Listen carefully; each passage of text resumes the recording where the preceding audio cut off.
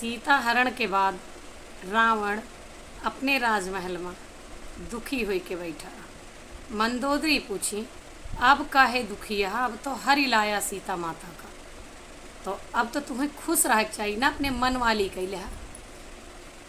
कहे नहीं, दुख तो यह बात का है कि आज तक हम उनका कई बार कोशिश कहें कि आपन पत्नी आपन रानी बनाए के रखी, लेकिन वह हमसे प्रेम ना करती। दुख यह बात का है।